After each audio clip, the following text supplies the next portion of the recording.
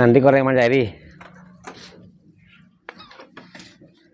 Halo teman-teman, sahabat subscribe semuanya.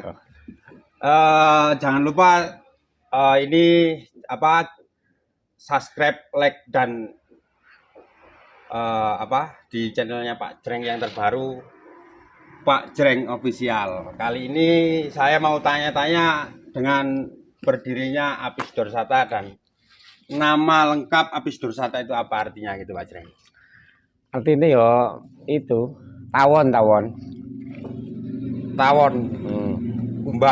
Kumbang penutupan. Terus awal berdiri nih Pak Jreng ini dari awal ini sudah membuat ekspedisi dari mulai bakul Lombok. Ya dagang dulu Mas, kitanya mainnya di perdagangan. Kalau ekspedisi ini cuma rezeki, keberuntungan. Dari tahun berapa Pak Jreng Apis Dorsata ini? Apis Dorsata itu kalau dari tahun berapa itu udah lama, karena Apis Dorsata ini kalau di sini itu sebetulnya kan nama sebuah Karang Taruna. Jadi dulu ini Karang Tarunanya Wajak itu namanya Karang Taruna Apis Dorsata. Karena saya dulu terlibat di Karang Taruna dan kebetulan Karang Taruna itu nggak aktif. Sampai sekarang nggak aktif itu karena pergulatan di kelurahan. Jadi gini, berarti tiap tahun Karang Taruna itu ganti kades, pasti ganti nama. Nah, saya kebetulan di zaman namanya Apis Dorsata. Karang Taruna Apis Dorsata. Dan dari tahun berapa untuk ini bakul terus buka ekspedisi gitu? Kalau saya awalnya jadi pedagang itu tahun 2000 berapa ya? 2012. Mulai dulu itu pedagang kol, sayur mayur, kemudian pedagang bibit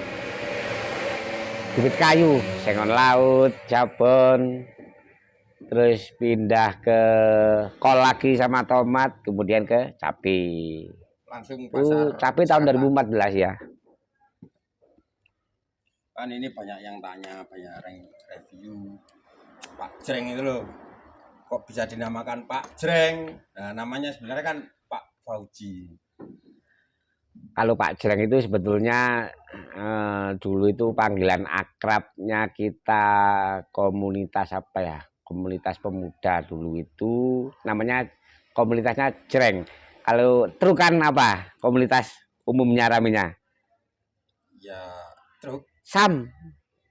Ya kan kata-kata orang Malang. Iya kan, truk kan sam gitu kan ya. Dulu dunia anak muda di kampung sini itu panggilan akrabnya itu kayaknya Jreng.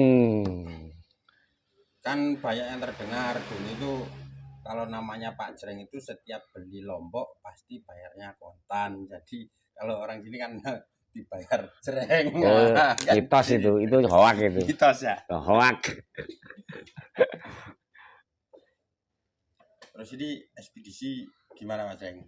Apa? Dari tahun 2012. 2000 ekspedisi 2015. 2015. Soal peningkatan gimana? Peningkatan apa itu?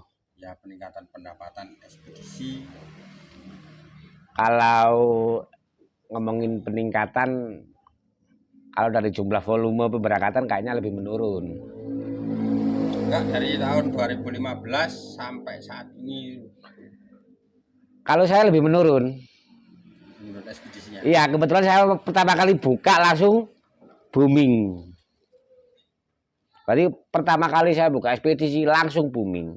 Itu karena saya waktu itu punya rute yang berbeda. Punya rute yang berbeda itu maksudnya dulu Malang Jakarta itu lewatnya kan Pantura. Ya kan ya. Saya mencoba lewat Wonogiri.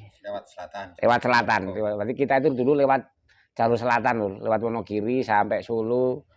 Ya. Karena itu Pantura sama lewat Wonogiri itu selisih waktu atau gimana? Selisih waktu 2 jam dulu itu. Selisihnya sebetulnya Pantura itu kalau dari rute perjalanan enggak selisih, cuma dari keramaian, kemacetan itu yang membuat kita di Pantura itu kan kalau berjalan 80-100 itu kan nggak bisa, karena terkendala dengan macet, terkendala dengan jalan yang berlubang, bukan lubang berjalan itu maksudnya. Kalau di selatan kan los, cuma kendalanya kan lewat pegunungan. Jadi kalau ada apa-apa, kalau musim hujan gini sering longsor dulu, sering ya? buntu, ya longsor buntu gitu.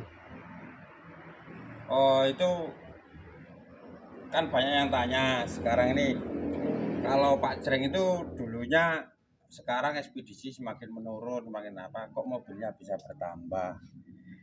Ya karena mobil itu investasi mas, investasi dalam artian saya berusaha beli mobil itu kredit dengan DP semurah-murahnya daripada buat beli truk dengan cash. Lebih baik saya buat dagang itu ya, ini kan semuanya buat saudara-saudara semua biar mencontoh apa kata Pak Jreng, kalau beli mobil DP semurah-murahnya, asalkan kita mampu dalam artian kita memperputar angsurannya itu. Dalam artian saya berusaha gimana caranya mobil itu setelah kita DP itu dia bisa angsur sendiri. Ya kita nggak harus kejar dia dengan rute perjalanan, ya kan ya.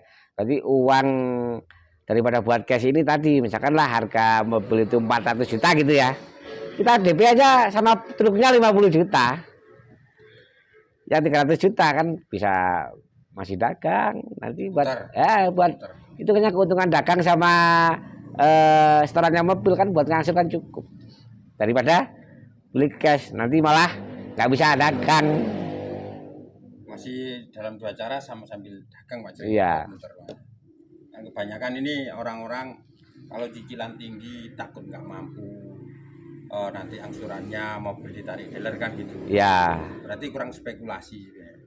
Ya sebetulnya kita nggak spekulasi mas, kurang perhitungan. Nah, kalau spekulasi itu kadang-kadang kita masih 50-50, berarti 50-50. Kalau perhitungan nanti bisa 70-30. Jadi kemungkinan gagalnya 30, kemungkinan berhasilnya 70. Kalau spekulasi kita masih menduga-duga nggak pasti. Ya masih 50-50 itu beresiko. Jadi sebelum melangkah dipikir selain mampu nggak saya, ada nggak dana talangan, gimana caranya saya bisa mengangsur.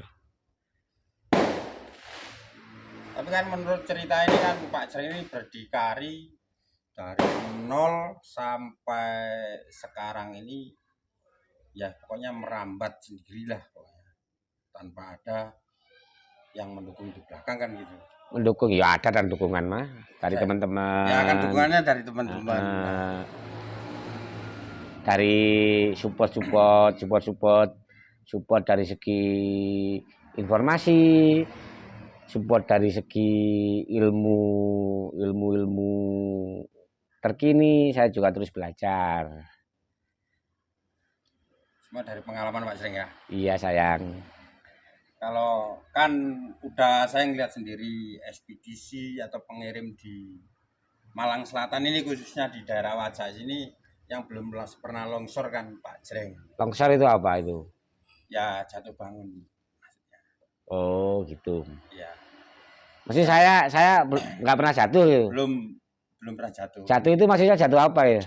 Namanya jatuh kan kadang orang melangkah bisa terjatuh kan gitu Pak Jreng. Tapi bangkit lagi. Kalau saya lihat ini banyak yang di Malang ini dari ekspedisi pengirim itu sering ya jatuh bangun gitu Pak Jreng. Kalau Pak Jreng kan belum pernah. Ya sama sebetulnya mas. Tapi nggak kelihatan ya. Cuma nggak kelihatan. Berarti saya tuh gini nih cara dagang saya ya, biar orang-orang tahu ya. Saya itu kalau spekulasi ya tergantung kemampuan. Misalkan gini, orang-orang jatuh bangun itu karena dia spekulasinya total. Taruhkan semuanya. Oh ya, kayak judi pertaruhkan semuanya, dari modal di saku, di kantong, di di tabungan dipertaruhkan semua. Kalau saya kan enggak. Jadi saya itu kalau dagang, misalkan kita modal namanya cabai lah ya, mungkin 100 juta gitu ya. Berarti kalau ada untung, perlahan-lahan kita tarik ini modal. Jadi dimasukkan lagi ke laci, ke kantong. Nanti yang buat spekulasi keuntungannya. Keuntungannya. Kalau saya terkenal berani, kalau teman-teman yang paham, ngapal sudah ngerti ya. Kalau sudah berani, berarti saya udah untung. Berarti yang buat spekulasi itu, yang buat gambling itu keuntungannya, bukan modalnya. Dari modalnya udah tersisihkan. Nah, itu berbeda aja sama teman-teman yang lain yang spekulasinya dari keseluruhan. Ya, ditaruhkan. Ya seperti contoh pemberangkatan mobil, jam pertama harus ongkosan mencapai sekian, dan yang ke belakangnya gambling kan gitu. Iya. Bisa ditiru ini semuanya sama teman-teman semuanya ini. Pret.